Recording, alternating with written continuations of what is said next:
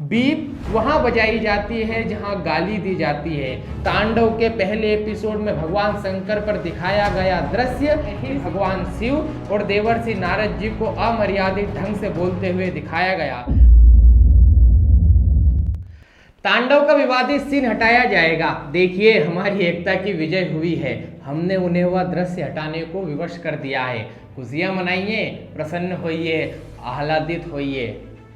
हम कितने भोले हैं ना, हम छोटी छोटी बातों से बहल जाते हैं और हिंदू घृणा से परिपूर्ण एक इकोसिस्टम अपने घृणित उद्देश्य को पूरा कर लेता है। नमस्कार, अमन नाम है मेरा और आप रियलिटी देख रहे हैं, जिसमें मैं आपको घटनाओं के पीछे की पूरी कहानी बताता हूं। और आज आपको बताऊंगा कि तांडव के विवाद के पीछे कैसे एक इकोसिस्टम है जो कई वर्षों से प्लेटफॉर्म बदलकर हिंदू घृणा का काम कर रहा है और धीरे धीरे धीमे जहर की भांति युवाओं के मस्तिष्क में उतरकर संस्कृति के नर्वस सिस्टम को डैमेज कर रहा है। इस धीमे और लंबे समय से चल रहे षड्यंत्र को समझने के लिए पहले आप एक इस रिसर्च को समझिए।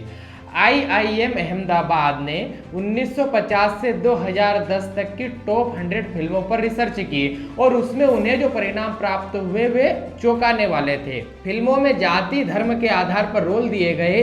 हर दशक की 50 बड़ी फिल्मों के रिसर्च से पता चला कि 74% सरदारों को बेवकूफ़ कॉमेडियन, 58% ब्राह्मण किरदार भ्रष्ट नेता के रूप में, 62% वेश्य की भूमिका भ्रष्ट बिजनेसमैन की, 88% क्षत्रिय के किरदार में गुंडे, बदमाश और ऐसी ढेरों बातें जिसमें पुजारियों को गलत भावना से प्रेरित मंदिरों को व्यवसाय का माध्यम बताया गया और फिल्मों में 84% मुस्लिमों को ईमानदार और भोला बताया गया। इससे समझिए, हमारी आंखों के सामने ये सब हो रहा था और हमें पता भी नहीं चला। लेकिन अब ये इकोसिस्टम केवल फिल्मों तक नहीं बल्कि टीवी चैनलों तक, टीवी सीरियल्स तक, web series, stand up comedian और सोशल मीडिया के सभी नए प्लेटफॉर्म से हिंदू देवी देवताओं का अपमान करने, हिंदू संतों का अपमान करने का और उन्हें निम्न स्तरीय दिखाने का कार्य जम के कर रहे हैं। और इस इकोसिस्टम के सभी तंत्र एक सर्कल बनाकर यह कार्य करते हैं, एक दूसरे के सहायक होते हैं। तांडव के पहले एपिसोड में भगवान शंकर पर दिखाया गया दृश्य इसी का उदाहरण है। दृश्य क्या दिखाया गया है ये अभी तक आपको पता चल ही गया होगा, नहीं पता है तो मैं बताता हूँ। सीरीज के पहले एपिसोड में ही भगवान शिव और देवर्षि नारद जी को अमर्यादित ढंग से बोलते हुए दिखाया गया। भाषाई स्तर की निम्नता को समझाने के लिए बीप का उपयोग किया गया। बीप वहां बजाई जाती है जहां गाली दी जाती है।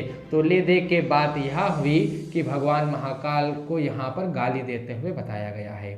JNU की तर्ज पर VNU यूनिवर्सिटी को बताया गया है जहां आजादी के नारे लगाए जा रहे हैं। भारत की बर्बादी तक जंग रहेगी, भारत तेरे टुकड़े होंगे जैसे नारे JNU के आपको याद होंगे।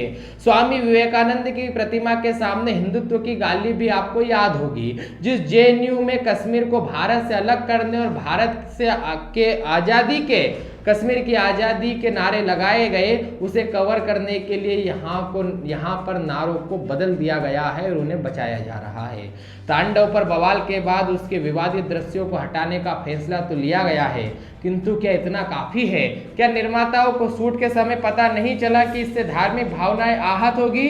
क्या केवल 5 सेकंड का एक डिस्क्लेमर दे देने से यह बात समाप्त हो जाती है?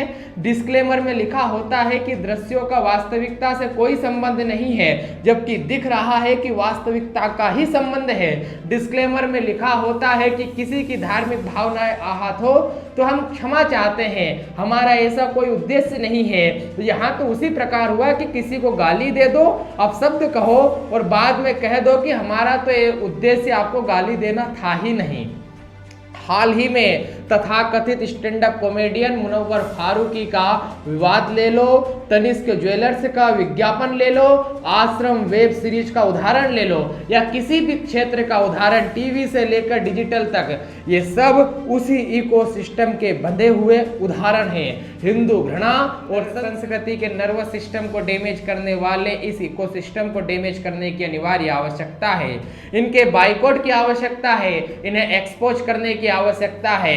इस पूरे तंत्र के घृणित उद्देश्यों को विफल करने की आवश्यकता है, वरना जैसे IIM अहमदाबाद के फिल्मों के रिसर्च में परिणाम मिला, वैसा ही परिणाम या उससे भी अधिक चौंकाने वाले परिणाम वेब सीरीज, विज्ञापन और कॉमेडी और गोष्ठी के रिसर्च पर मिलेंगे।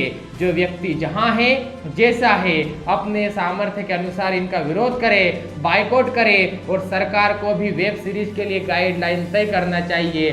केवल वेब सीरीज नहीं, सभी प्रकार के विषयों के गाइडलाइन बनाना चाहिए और धार्मिक भावनाएं आहत करने पर कठिन कार्रवाई का प्रावधान भी करना चाहिए। धन्यवाद।